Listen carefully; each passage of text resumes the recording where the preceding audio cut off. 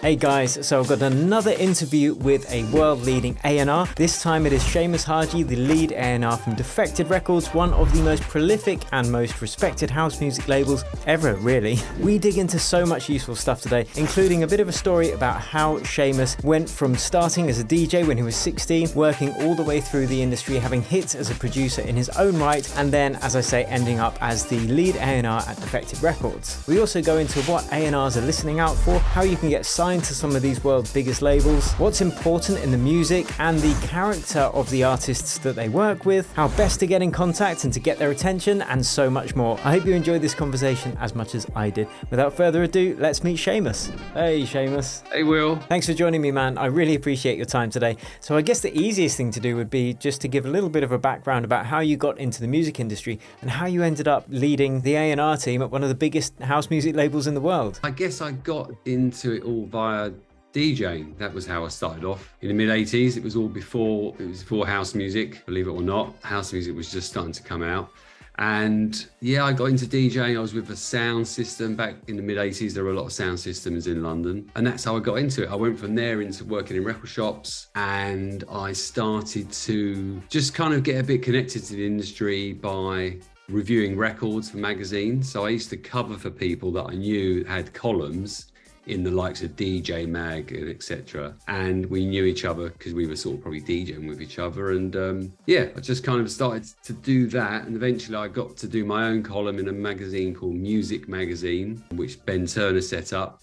Must have been sort of mid to late 90s. That got me in touch with a lot of record labels. I was getting a lot of upfront music promos and test pressings and stuff. Because if you wrote for a magazine, they had to get to you at least sort of 2 months before the record was out, because of the long lead time when it came to actually pressing magazines. So it was great for me as a DJ because I got all this upfront music, was also working in a record shop, and I'd also started making some music. So probably early 90s, before people were using Mac computers, it was all like Atari 40 STE. That's what we all used. It was Atari computer. It was either used Logic or Cubase. So before Logic Audio, Akai sampler and a lot of outboard gear, which I was sort of trying to master unsuccessfully.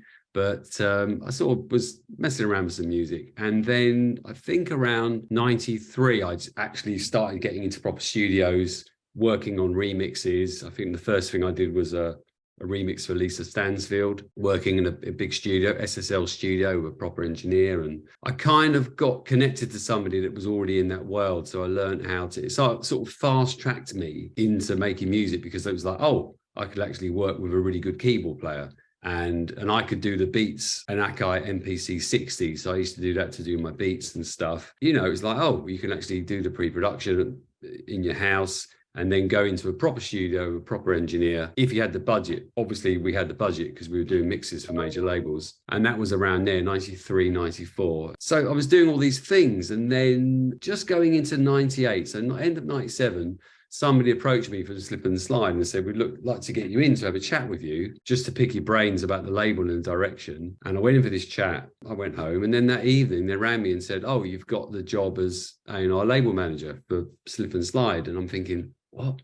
I had no idea. They were just asking me questions. But what it is the A&R man who'd been there, a guy called Jim Ingle, he'd had loads of success because he signed the Lacey Hideaway. It was him and a guy called Max that worked together, and they commissioned the Deep Dish remix. So, the Lacey Hideaway was just a sort of underground New Jersey garage style vocal record. When they did the Deep Dish remix, it just completely transformed the record. Yeah. Got signed to Deconstruction, that was part of BMG. And obviously Jim got a lot of kudos for that. Then he got poached by R&S, who'd had records like Plastic Dream, JD and things like that.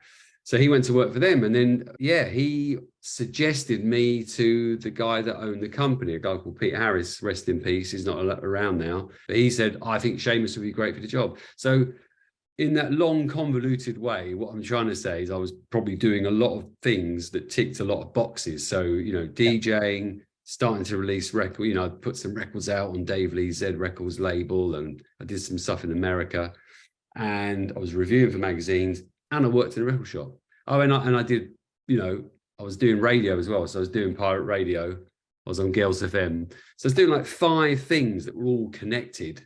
And then they probably thought, Yeah, he'd be great. And I think also because anything that came out on Slip and Slide, I mean, that was my favorite UK independent dance label. So anything I reviewed on that label, usually I gave it glowing reviews. So they probably thought, yeah, he's obviously a big fan of the label. And it got me from working in record shops, which I'd done for about 10 years. And that got me into working for record labels. And I was just about to turn 30. So I wasn't a spring chicken. You know, I'd been around a long time, Yeah. didn't have any master plan, hadn't really planned to get into A&R, but then inadvertently, that's where it led me. Okay. So actually, that's kind of before I really got onto your music personally when I started DJing up in London because I moved up from the Isle of Wight and started playing around Shoreditch and whatnot. And it was just about 2004, 2005 where I started playing multiple times a week. And yeah, I love the music that you were putting out. You know, a few remixes that I was thinking of is like the Roisin Murphy one you did. Really like that. Oh, yeah. Yeah, thank you. Yeah, and just really like the energy of your productions at the time. So now you are the A&R manager at Defected Records, which of course is one of the most highly respected and long-lasting house music labels in the world. I think it would be fair to give it that label. So how did you kind of go from being quite prolific with your output of productions in the mid 2000s to now transitioning back to A&R, unless you were always doing the A&R at the same time? Yeah, I was always doing the A&R. So when I was at Slip and Slide, I was there for almost 2 years. And then basically got headhunted by Defected Records in the middle of 99. And that was weird as well, because my favorite sort of major label that I used to review records about was A&PM, which is part of A&M. So Simon Dunmore had been at A&PM, obviously, and because he signed lots of music I loved, I used to give them great reviews. I used to get lots of upfront music. So it was weird to me that I've gone to work for my favorite UK independent label, and now I've got somebody that was running my favorite major label, which is Simon Dunmore, asking me if I want to join him to go and work at Defected Records. So I was like, wow, this is surreal. I didn't sort of hang about. Yeah, it was, to me, it was an upward move to go from Slip and Slide to Defected. So very quickly went and joined them. It was a very small team back then, and I went in there as promotions stroke A&R manager. I was there for a few years. And, you know, the whole time I've been making records. So I did a record called God's Child under my Big Bang Theory moniker, which was, I think that came out in 2002 on Defected. And before that, I left. So I just felt like I loved the job being full-time A&R manager. Well, promotions stroke A&R manager. I moved up to A&R manager at Defected, and Guy Williams came in to do promotions. But I felt restricted. I felt like I really wanted to be just concentrating on myself and making records and DJing more. When you are an A&R manager, it's difficult because you're really busy trying to help other people with their careers. Took a leap of faith and I left, and put out a couple of white labels, and the white labels sold really well. I did one called Race of Survival, and I did another one called Beat Goes On, and very quickly just came up with the label Big Love, and the subsidiary was called Soul Love, that was a bit more soulful, and that was it, and just kind of went from there. And I was busy DJing anyway, so that was my income. I was earning an income as a DJ. Yeah. And that was it. So from 2002, and by about 2004, 2005, which is when you said there were a lot, I'd kind of made a conscious decision to start doing some remixes, because I kept getting asked and I was never really sure about the projects. But I think I did one for Tweet called Boogie Tonight, which did really well. Yeah, I used to play that a lot as well. Great song. And I just started doing more remixes, and that kind of got my name out there even more, because now you're remixing bigger artists, whether it's Roisin Murphy or Brand New Heavies or whoever. And I started to experiment a bit as well. I was getting quite influenced by records that were coming out, like He Not In by Chicken Lips. And there was this sort of slightly electro sound that was coming out, which it reminded me of a lot of because I was around in the early 80s when electro funk was coming out from New York. So it kind of reminded me of that, but it was over a 4-to-the-floor beat. So started using some of these influences in the music I was making. I was working very much with a guy called Paul Emmanuel. So we would do stuff as Harji and Emmanuel, and he is an amazing producer and engineer. So that's what I was doing. And then I think it got to a point, well, I've been at Defected now for almost 4 years. So maybe about 5 years ago, I did start talking to Simon Dunmore, and I was like, look, I feel like I want to bring Big Love into a bigger platform. I was on my own running it, and it's the music. business has changed. It used to be, you could be an independent label 20 years ago, running your label, pressing vinyl, you know, you could do exclusive licenses around the world because it was all vinyl, it was all physical. Yeah. And you could do loads of compilations. And that just slowly started changing when, you know, Napster came around and people weren't buying music and vinyl stopped selling. The compilation market's pretty much dead because we've got Spotify playlists now. So everything changed. And I felt like and also social media took over. When we started the label, there was no social media. You had MySpace, but that died. Yeah, I just felt like I was struggling. But a lot of time, the records I'd put out would compete with some of the bigger labels on the likes of Traxsource and that. But it still felt like I could do more, and I could just do with a bit more of a helping hand with the marketing and stuff. So I had a conversation, and at the time, Andy Daniel was leaving Defected to go to work for FFRR, and we just had this conversation. It was at IMS back in 2019, and that was it. And I slipped back in, and it was very quickly. I was like, okay, look, you know, we want you to bring Big Love in, but also, you know, be the A&R manager for quite a few labels. So it was Glitterbox and Sulfuric and New Groove and all the Four to the Floor stuff. And since then, we've also got the Faith imprint. And yeah, things have just gone from strength to strength. And as well as that, I'm lucky because I can sign records. I do sign records. You know, I've signed records to Defected. I sign records to DFTD, to the classic label. So when I'm looking at music, it's just about where it fits within the label group. Yeah. And I think because I've been doing this for a long time, you know, you think, crikey, you know, I've been pushing myself as a DJ since I was, I'd say, early 20s, really. Started DJing when I was 16, but got really serious about trying to push myself in my early 20s. Then you go on to making records and you're just pushing yourself. And I think, Christ, I've been pushing myself for so long now, you know, It's not really what I want to do. I still put records out, you know, I still DJ, but I don't want it to be, it's not so much about just me now. And I'm quite fortunate as well that I work for an amazing label, you know, I'm on a salary, I'm in a fortunate position to try and use my knowledge and experience to help other people further their careers and help other people make records. So that's what I really enjoy now, as well as still making records myself, but it's not all about me. It's about trying to share that with other people and help other people. Fantastic.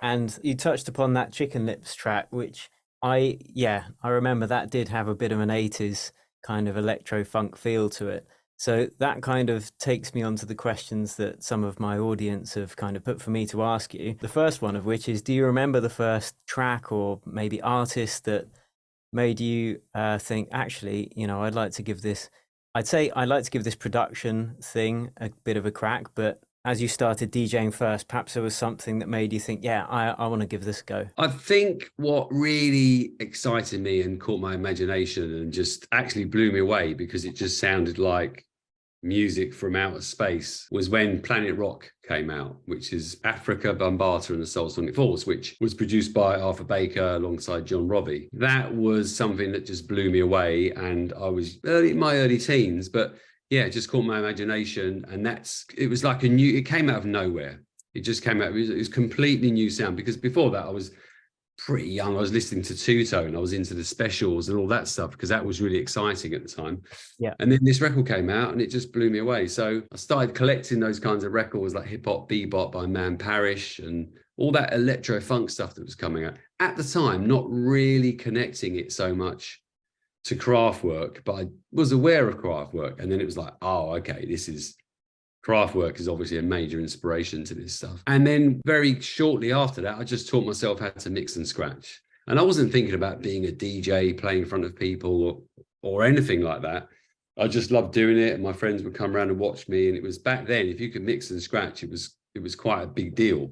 Yeah. Plus, I just sort of taught myself. Nobody had taught me. And I think it probably wasn't until, well, when I started DJing when I was 16, again, I fell into that by accident. That's a whole nother story, which we don't need to go into, but I got into DJing by accident. And then next thing you know, I'm playing in front of people in a club, and it just went from there. But with regards to sort of making music, I think it would have been early 90s, just hearing records.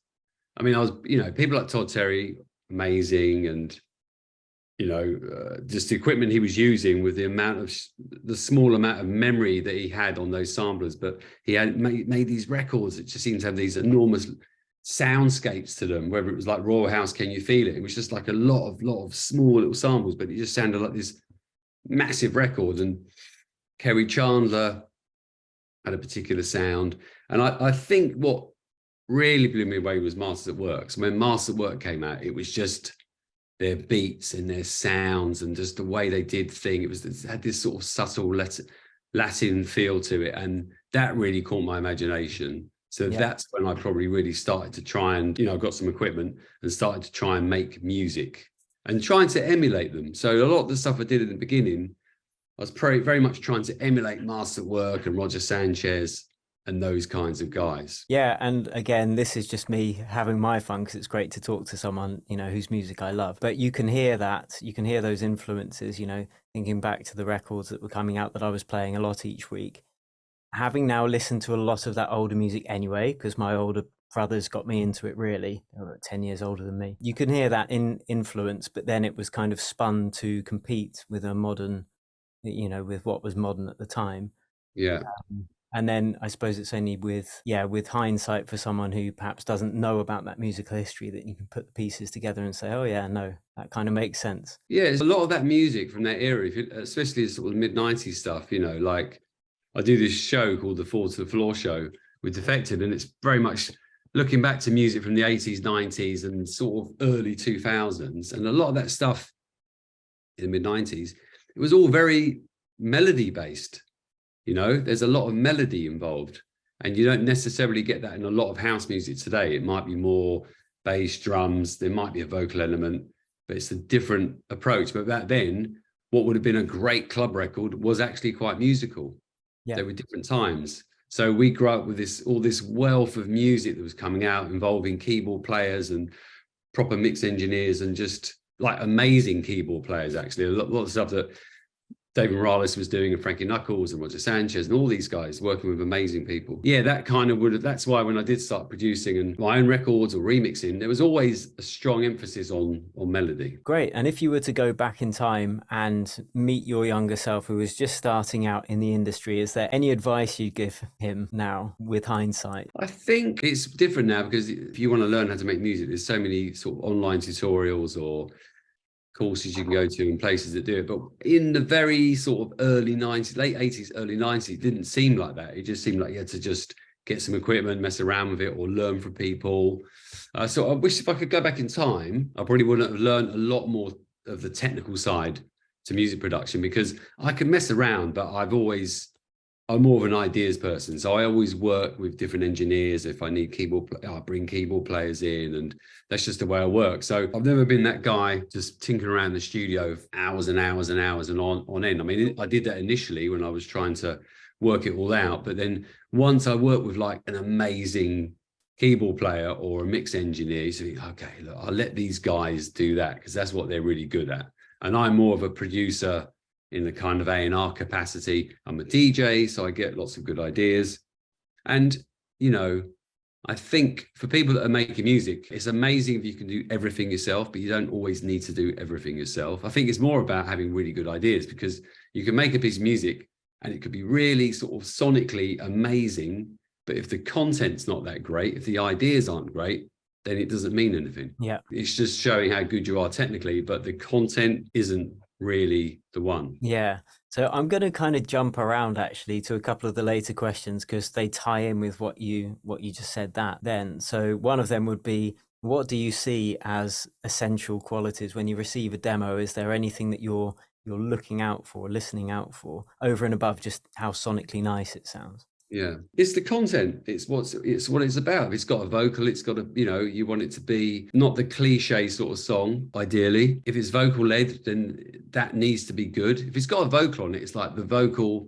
Sometimes you get things and the music's much better than the vocal, and you think, well, it's about the vocal, so the vocal needs to be super strong. If it's an instrumental record, again, it's just the content. It's just like, does it grab me? Do I like it? Music's subjective. I realize that. I guess for me personally, I mean, I have been around a long time. I'm not going to say my age, but no, I'm 54. So I've been doing this, I guess from when I was like in my bedroom as an early teen, and I was buying records and doing mixtapes, and friends would share them with the friends, or friends would come round. I was already in a way doing A&R, because you're just sort of trying to source through stuff and you're trying to pick up the stuff that you think is really good. Yeah.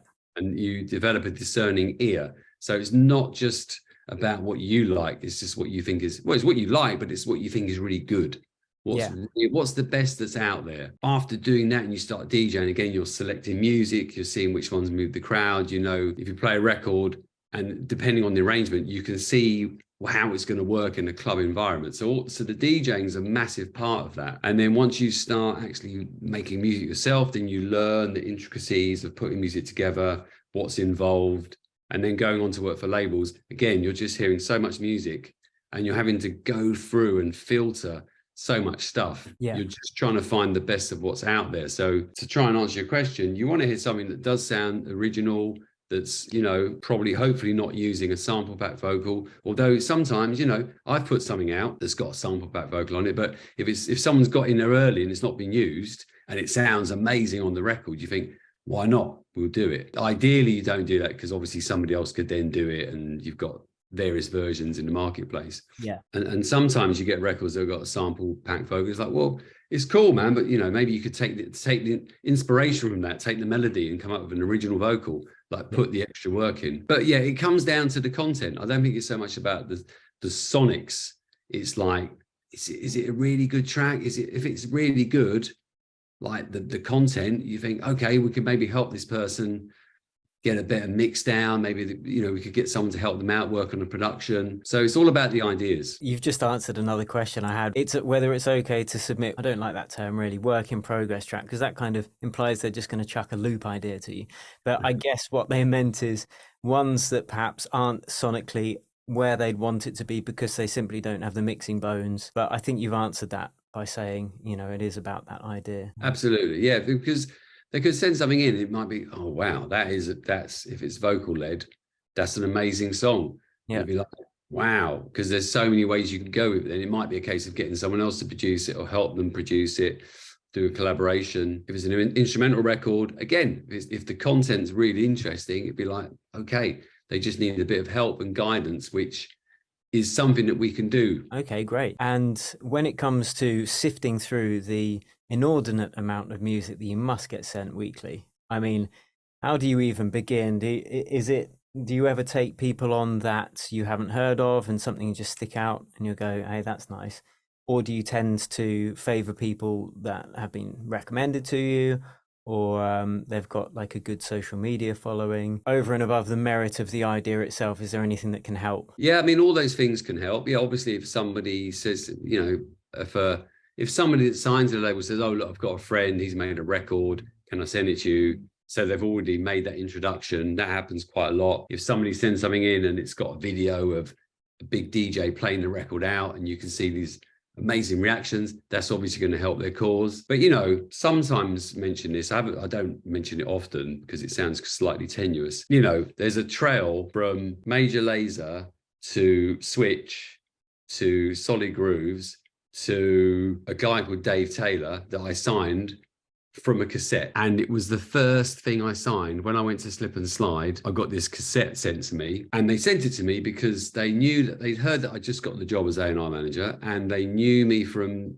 they used to like reading my reviews in music magazines. So I used to do the US Garage column and Spoonie would do the UK Garage column, obviously two different things, but they just loved my reviews and they heard I got the job. I got this cassette.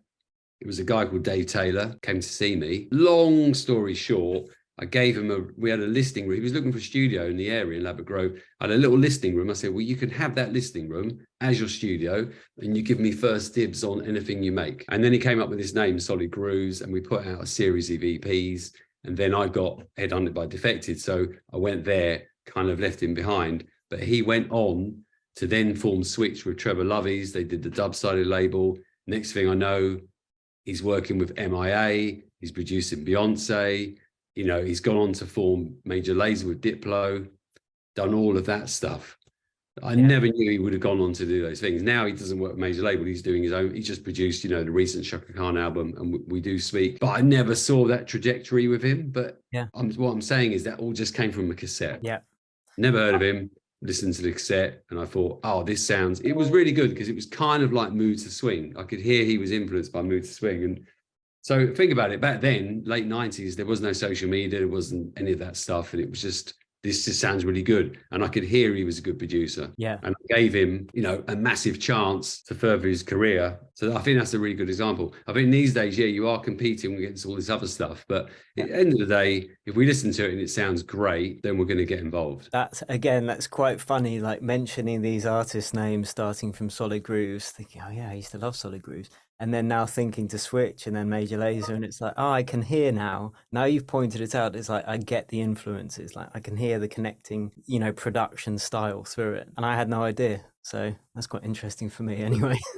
Yeah. Great. So again, you've answered a few questions already, like getting crowd reactions if a DJ is playing it out or, supporting it. So are there any red flags because releasing one track is one thing, but then working with a person as an artist, are there any red flags that you look out for where you think, you know what, even though I like this music, I couldn't work with this person? Oh, you're sort of talking about personality. Yeah, sorry. Yeah, personality. Yeah. I mean, I think I've been quite lucky. I think over recent years, you get the odd person that has a bit of mental health issues and they kind of go off the map for a while. They just disappear. You sort of think, oh, they're gone, they're ghosting me. And it's like, it's not that. Or you get some people where you probably think they're being a bit, I don't know, flaky, but they might have issues with traveling. So some people are genuinely scared of flying. There's been people around me that have had that. But I think as in sort of meeting people, I mean, I remember I met someone when I first started to slip and slide, and I was like a big fan of his. And at the time, he was unhappy about some issues. And it was probably to do with some paperwork or something that he hadn't checked over. And it was a shaky start to our relationship, but then it came good. I think sometimes there's underlying things where if people have got history and they've been in the business for a while and they've been mistreated by other labels, you do hear these stories, don't you, about a lot of the original Chicago house DJs and producers and the labels they were signed to without casting any aspersions, but some of them probably signed deals that weren't the best deals and they feel that they got ripped off. Problem is, they didn't get the paperwork checked over and they probably just grabbed the cash and then afterwards realized they'd signed a really bad deal, but no one forced them to do it. Yeah. But it's difficult because they were probably offered money at the time. And I think these things can scar people. So then when you try and deal with, I'm not saying those particular people, but I'm just saying some people could have baggage and issues. And then you might think they're being a bit of a diva or they're being high maintenance, but it's just because they were mistreated with other labels. Yeah. But I think if somebody, I don't know, is rude or really arrogant or just, they're going out and performing and just getting drunk and staggering over the decks and all this sort of stuff. It's like we don't really, that doesn't go on with us at Defected. I think everybody that performs with us, they're polite and professional, and that's the way that we try to be. But what I'd say is no matter how talented somebody is, it's going to be very difficult to work with somebody if they're unpleasant to work with. That's the bottom line. So you probably would swerve them. Yeah. And the flip side of that is there anything in particular that you look out for when working with someone longer term? Or am I just kind of making up silly questions because it's kind of obvious from what you've said, which is professional, polite and reliable? You know what? I think sometimes people who are getting into the business quite early in their careers get management really quickly. Sometimes it can cause a bit of a blockage between the artist because the label wants to talk to the artist on a creative level. The label also, wants to help nurture the artist and build their career. And guess what? We do all of that. And where they get to benefit is from going out and DJing. And we're not taking their DJ income. That's their thing, right? Sometimes you do this and they work with you and then they'll go and work for other, they'll sort of leave you behind and go on to work for a bigger label that might go on and sign to a major label or whatever. But that's inevitable. I just think sometimes when people get management too quickly, they get a little bit too big for their boots to begin with. It's like, hold on a minute, you're not in that position yet. Yeah. And the manager's trying to make these demands. And sometimes what happens, you know what? We just end up walking away from it because it just gets to be not conducive to business and they're expecting too much and it's unrealistic. And there's lots of ways, lots of things I could go, examples I can give, but I won't give. But it's like, look, come on, you've got to work with us and we're going to work with you. We're not going to try and rip you off. But, if you want to get advice from somebody, that's fine. But I just think sometimes when it's just the management, it's not always great or it's not always the easiest. And I'm just thinking about my own personal journey as well. And I'm wondering, is there any kind of age correlation with that? Because You know, when you start getting a little bit of success, for me at least, when I was younger, I too arrogant about it, and I ended up burning bridges that were completely pointless. You know, in retrospect, it was like, why did I act like such a dick? And obviously, with experience comes some reflection. Do you Yeah. find there's any kind of correlation there with age, or is it just some people are naturally arrogant dicks? No, well, yeah, maybe. I think there's an age thing. I think like if you go from, depending on what your background is, your beginnings in life, but if you're sort of working your way up the ranks, it might get to a point where if you're quite young, you get all that success quite quickly, or you get a certain amount of success. It could go to your head, obviously, because you're young. You've never had that before. And, you know, when I think back to when I was a teenager, I was probably, when I was 15, 16, my parents probably thought I was a complete nightmare, right? Because you're going through puberty and just acting out a little bit, fighting against authority, which is your parents. And if you think about it, there's some DJs now that are very young and they're getting a lot of success from a young age, 18, 19, they're making music, you know, and it must be difficult to just keep on the straight line and not let it go to your head and not start exploiting your position. Yeah. It'll be difficult because that's when you do silly stuff when you're young, you know. But I think as you get older, you start to mature. And there's definitely people I've seen, you know, I've been working in record labels now for 25 years. There's definitely people I've used to see 25 years ago, and I used to think, oh wow, they seemed quite arrogant or they seemed a bit intimidating. And I see those people now and they're lovely. Maybe because I've got to know them, or maybe they've just softened and eased over time and got older and just matured, you know. So I just think when people are younger, they're probably a little bit more trying to prove themselves and might get a bit sort of, their ego gets quite boosted, especially when, you know, 20 years ago, there weren't these managers all waiting in the wings to jump on people.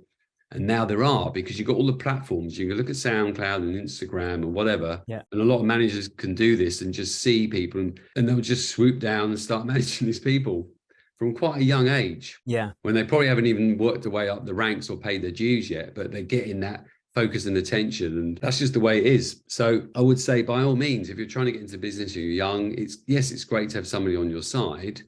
But I think it's good to be aware of stuff as well. Don't just leave it to your manager. Try and be involved, because your next thing you know, like there could be some guy that's a big fan of yours in a club trying to book you. And that's what happens a lot of times, isn't it? Someone will try and book you and you go, oh, we'll speak to my manager. And by the time it goes to management, they probably think, well, no, we're not going to take it because it's not the money you might get for doing this festival and whatever. It's like, well, do you know what? You might be able to do both, like do some of the gigs for less money, just like signing records to smaller labels for less money, or doing that remix for a bit less money because it's a smaller label, and the bigger labels have got bigger budgets. If it's a major label, of course. I mean, I did that myself. You know, there's probably a point where, I mean, I was never managed. I've never been managed, but there was probably a point where me and Paul Emmanuel were getting so many remixes. We just stopped doing remixes for independents because we thought we're going to spend the same amount of time doing that remix. Yeah. But we can earn 3-4 times the amount of money on the major label. But on reflection, I feel that when we did that over a number of years, it did sort of separate us from the independent labels, which is cooler. When you don't do those remixes for the independent labels, they're probably the records that are going to chart and sell on TrackSource and Beatport. Whereas the stuff you're doing for the major labels isn't selling on TrackSource and Beatport. It's stuff that gets mailed out to DJs. That's what I think. I think we should have probably done a bit more of that. I mean, I've probably got a few regrets in life, but definitely not keeping hand with the independent labels. So that's just an example. But I think if you've got a manager or whatever, just try and keep a hand in what's going on. Okay, that's really interesting. So it's kind of like, you know, it makes sense. You're going to get paid 3 or 4 times more to do that, but stay linked to the roots as well. Yeah, unless you don't need to, you know, if you can be, it's crazy, isn't it? Because the whole festival circuit's put a lot of the weekly clubs and the monthly club nights out of business because they can't compete with the fees that DJs get for the festivals. But if you're somebody that's at that level and you are just flying around doing these massive gigs, then you know, fine. But if you're trying to work your way up the ranks, it's just about balancing and trying to work with people and just try and be reasonable. Yeah. Okay, great. And how important is it when it comes to social media? We already touched upon, if someone doesn't necessarily have a social media following, but they've got a great idea, you'd consider signing them or releasing. Is that fair to... Absolutely, yeah. I mean, you know, you do get these records sometimes where you do get these one-off records. I mean, I signed a record recently by a duo called Young Soul. It's called Close Your Eyes. And so there's two things about that which will just contradict probably things that I do say. But one is they were a completely new act. I knew one of them because he's a guy called Julian Bendel, who is involved in an act called Bar Samba that had been around for years, kind of jazz funk soul outfit. And then he also did stuff as Beliza Musica. So as Beliza Musica, he'd done some releases on my Big Love label and my Soul Love label. So I know him personally, but he came up with this new project with this other guy called Young Soul. And it's like, okay, so brand new, there's nothing on social media. There's nothing to talk about. Yeah. It's two older guys, you know what I mean? Not these young kids out there doing their own parties and doing all this stuff you can talk about. It's just two guys who are really good at making music. On top of that, the vocal on it was from a sample pack. And I'm like, I don't know this vocal, I've never heard it used before. But it works so well with the music. It's like they just took the a cappella and put this music around it and it sounds great.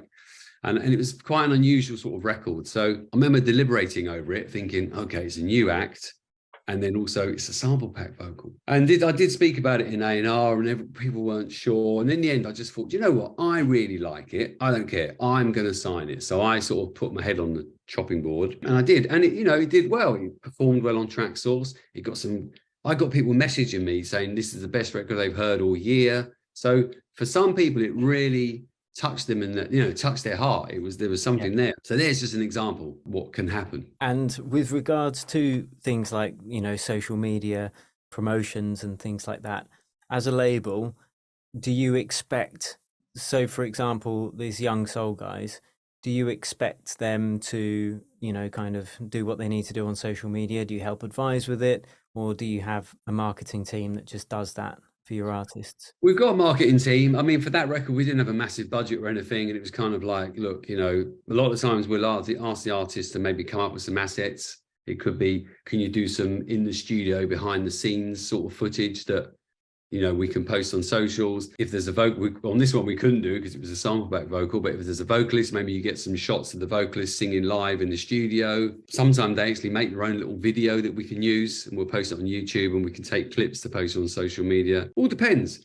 Different types of content we can use. The record going off at parties and club nights we're doing, especially when we've got big name DJs playing the record. But we'll normally help them with stuff like that. But the more they can give us, the better, and then we'll share it. We'll get them to share it as well. But it's like a collaboration, but you'll guide them and struggling with it. Yeah. Great. Okay. Well, I mean, we've covered most of the questions that people have asked, but these late ones that came in, I thought were pretty good. One of them is a student of mine recently produced an unofficial remix of a Defected Records track. It was David Penn, and I don't know if I'm pronouncing the name correctly, Ramona Renea. Yeah. His hands up. And he sent it out to a few people, and Darude played it and loved it. And then David Penn commented and said that was cool as well. So if someone's done an official remix in that way and they wanted to see if it could be released officially, should they just send it through the normal channels, normal demo drop, and then you'll just judge it as you would any other track? Yeah, I mean, if we get an unsolicited remix that comes in, sometimes it happens and we'll use it. So we got a remix by this guy called Kiri Marku, and I have to be honest, I hadn't heard of him at the time. I think he's English DJ. I think he's based in Ibiza.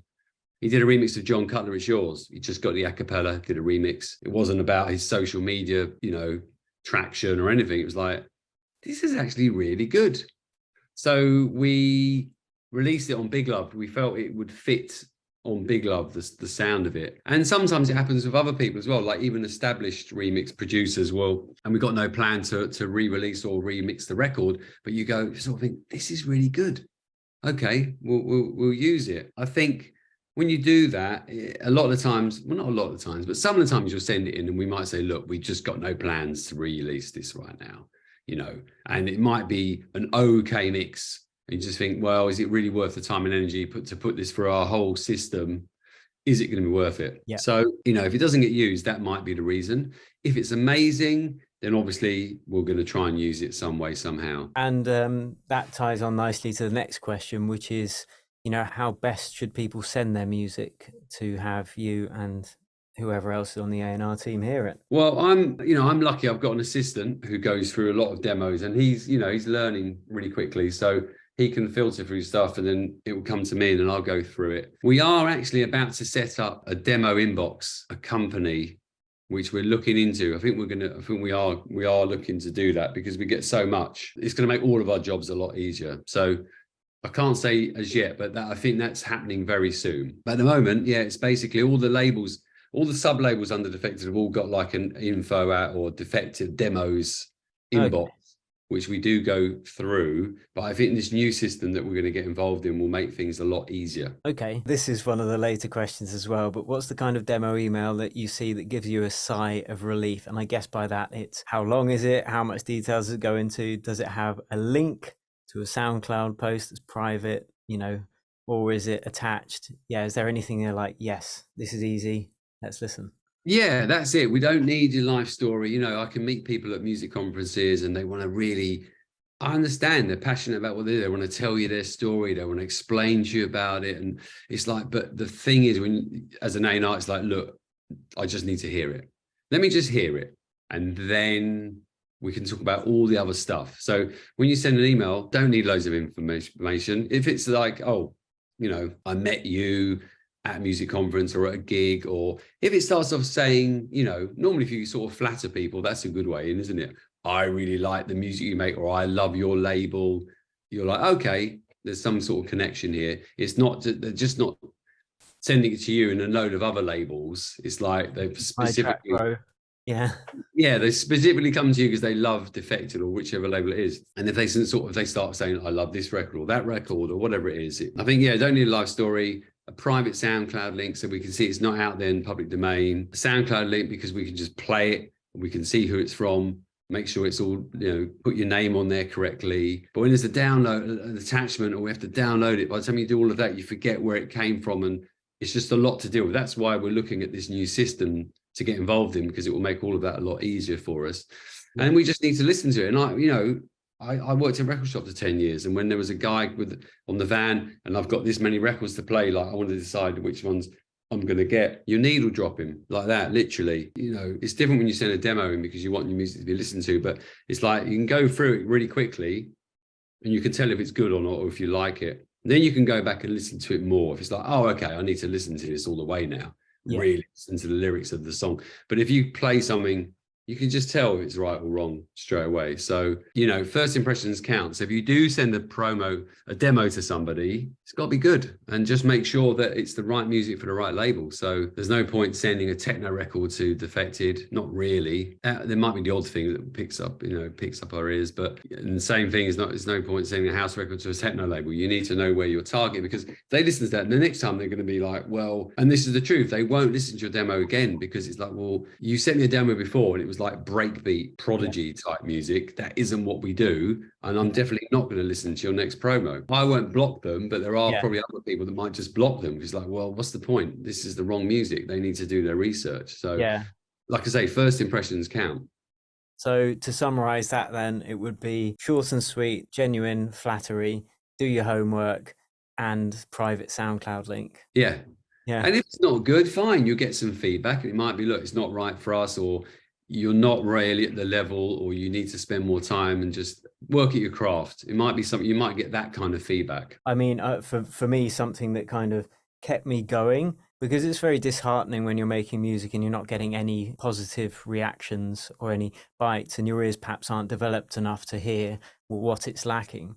And at a music conference, I met James Wiltshire actually, and he listened to my music and gave me such useful feedback. And I always remember that being so helpful to keep me going as well.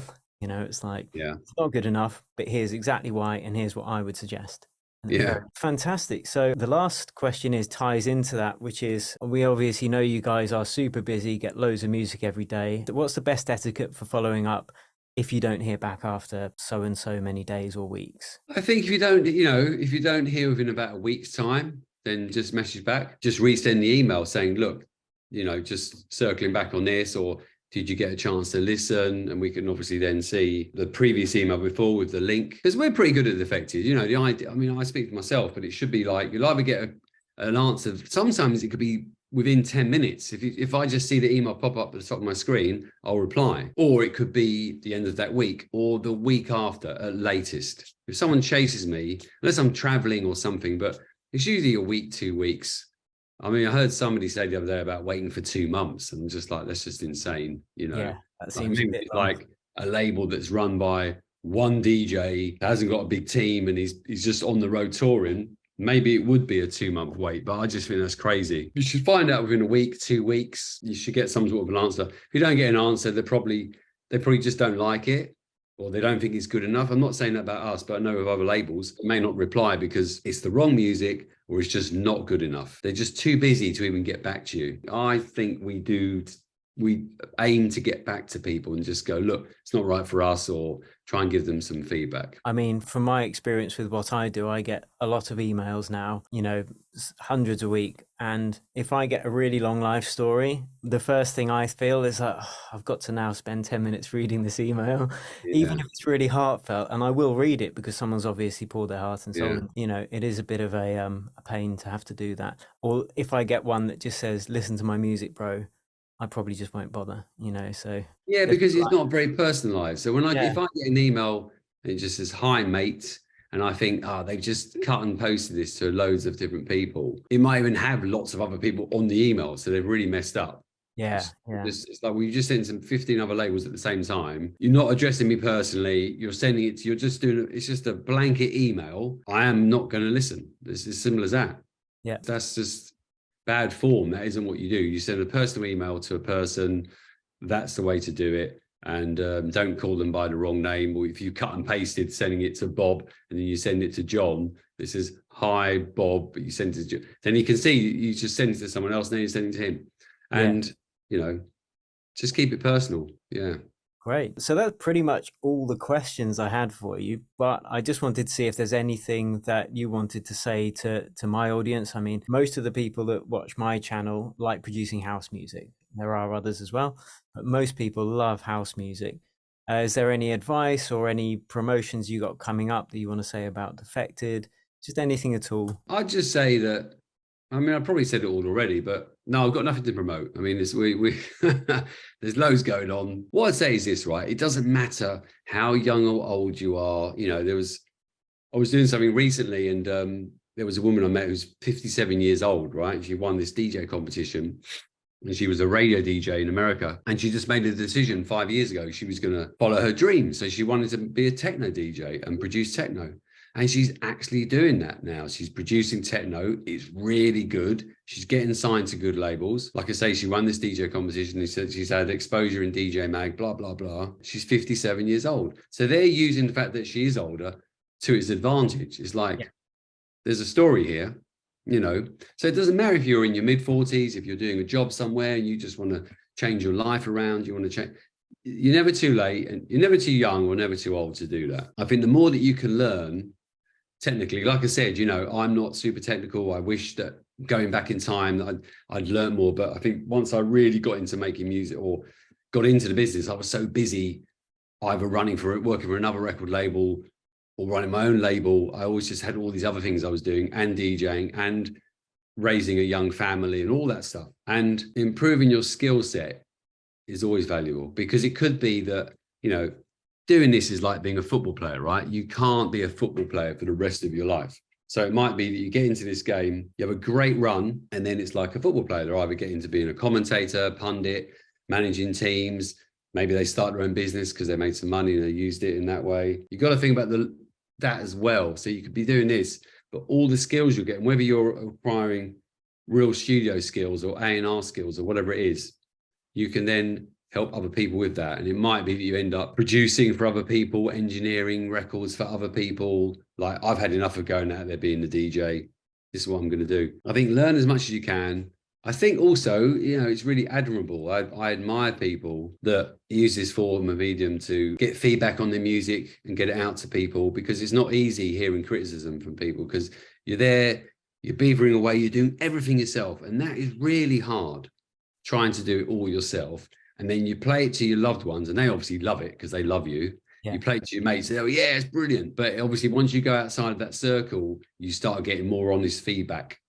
But that's what you need. And sometimes people don't like the honest feedback.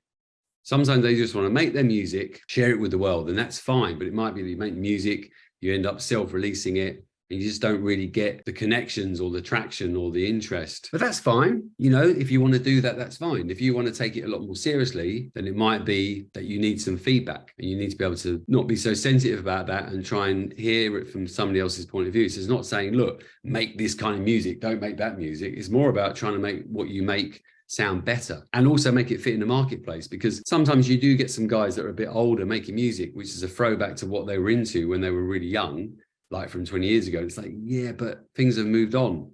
But then they probably think, yeah, but I'm hearing stuff on Radio 1 that sounds like stuff from 25 years ago and 30 years ago, but that is now, it's all being done in a very new way. Yeah. It's fresher ears taking those influences, but interpreting it in a new way, which might be harder when you're older and you were there listening to the stuff originally back in the day. So if you were out there clubbing 30 years ago, and now you're like, well, I'm going to make this music. It's like, that's fine. Again, there could be a market for it. And it could be that you made that music if you're playing in your local club or a bar, or you put your own parties on, because you've got all your people that might be of your age group, and they all love it. But then also you've got to think about, well, it depends what you want to do. If you do want to make music and you want to make a living, there's a bigger market out there, and that's probably a lot more youth driven. Yeah. So that's another thing that I get. And then I think with younger people that are trying to make music, I think sometimes they just don't know where it's come from. And it's a bit of a cliche when you say you've got to look back to go forwards, but it does help know about Kraftwerk. Or I put on a Kraftwerk record now, listen to it at home, and it still sounds as futuristic to me now as it did back then. And I think it does, and it does sonically still stand up and compete against anything that's being made now. They were ahead of its time. Doesn't matter if you're playing Aphex Twin or whatever, any sort of electronic music, it just stands up. It's just now that you've got different software and ways of manipulating music, you can do a lot more jiggery pokery. That was a lot harder to do, and they had much more rudimental sort of methods of making that music. But I think it's good to know about where the music came from and understand it, and that will help you with what the music you're making going forwards. Because like, I like techno. Well, actually, there used to be this thing called melodic techno. You know, when I used to buy techno in the mid-'80s, but it was a lot more melodic. And it might not be what people now perceive as techno, because they think of this other particular sound of techno, and there's quite a lot of really hard techno out there. I would just say that to people before you jump into a little box, whether it's tech house or minimal house or whatever it is. Try and learn a bit about the history and where the music's at, because a lot of time these sort of trends will come and go, and it's fine. Like Future House was a thing that happened, and now I don't know where Future House is. So it could only be Future House for so long. Yeah. And I'm not dissing Future House in it. I think there were some records that came out of that scene that were really good. There were some records that were really good in the beginning, but when you jump into a certain thing that might be a bit of a fad, yes, it might only last so long, and then you're on to the next fad. But I think the one constant, techno is obviously a major constant, because it's an underground form of music that has never really crossed over. And house music, it won't go away. It's never going to go away. But all the other fads will come and go. So, there's a big spotlight on EDM for a while. That stole the show for a number of years and made it quite difficult for house music and people in that world to compete. It stole the thunder. I've seen it happen a number of times. It happened with UK Garage, that kind of made it difficult for US Garage back in the day. And it was all about UK Garage. And then that kind of died. And then it's come back over recent years. But the constants, if you're into house music, that's a good path to be on. And, just try and think beyond just making weekend tracks. I mean, it's fine to make weekend tracks, but try and see if when you get into this, you can try and develop records that have got a little bit more longevity to them, might have a vocal element, just a bit more longevity. Okay, fantastic. Again, I remember something that James said to me was, you listen to the influences of your influences, then you can find out a lot that way. So, I was a big fan of Calvin Harris, still am, think he's a fantastic producer. Yeah. And then I started listening to more of the Beach Boys, and I started listening to Chic as well, and then got into Nile Rodgers, and then suddenly you're hearing this older music and you're thinking, I know what they've done in that track I heard last week now, and I get where it's come from. So for me personally, that was such a enriching experience. I didn't realize, years and years ago, I found records, but when Daft Punk first came out, I had no idea the amount of samples they were using, like the amount, just the chunk, like a lot of their tracks was just one big massive chunk, one big sample, but it was just some obscure little sample they took and made it into a whole track, and nobody else had used those samples before. So they were just being really clever in the way they found samples, and then the way they manipulated them and the elements they added on top. Yeah. They create their own sound. They were just very, very clever. And that's taking music from the past, but making something new with it. So I think if you just follow DJs now that are making records, if some DJs are making tech house records, you think, oh, I want to make records that sound like that. I think it's good to think a bit beyond that. Think about other stuff. But I'm not knocking it if you want to make tech house records that get played for a couple of weekends. But that's the thing now, the longevity of records is so short because everybody can release music so much easier, whereas years ago you had to go to a record label, hope that they signed your record, then they're going to press the record, then they're going to ship it, and it gets sold in record shops, and then they've got to go through the process to make another record. Whereas now you just upload a digital file, it's out there for the world to buy or download for even nothing or £1 or just whatever. It's changed. So there's all this music that you're competing against, and that's why records don't really get the shelf life. Hardly any records get played continuously, and the ones that do are the ones that we remember and that stay with us, and they're the ones that actually, you know, make money for the artist and the label. Fantastic. All right, well, I'm mindful of your time. We've kind of got through the questions I had for you, so I'd just like to say thank you very much for joining us, and I'll do the end bit now. So if there's any last words you want to say, that'd be great. No, look, it's been my pleasure, and always here to share words of wisdom, I hope, and some sort of knowledge and waffle on about stuff. And I hope it's been helpful. Yeah, thanks so much, Seamus. Really appreciate that. It was really, really interesting for me at least, and I know they'll enjoy it a lot. Thanks, my pleasure. So there you have it, guys. I really hope you enjoyed that. Once again, a huge thank you to Seamus for taking the time out of his busy schedule to share with us some of his wisdom and some of his advice. If you'd like to see an interview with the head of Anjuna Beats A&R, then you can check that video out right there. And if you want help getting your music to a professional level so you can get signed to some of these labels, do check out the accelerator program below this video where we can help you get to that level as quickly as humanly possible. Thanks so much for watching. I'll catch you next time, and until then, cheers and happy producing, and check out that video next.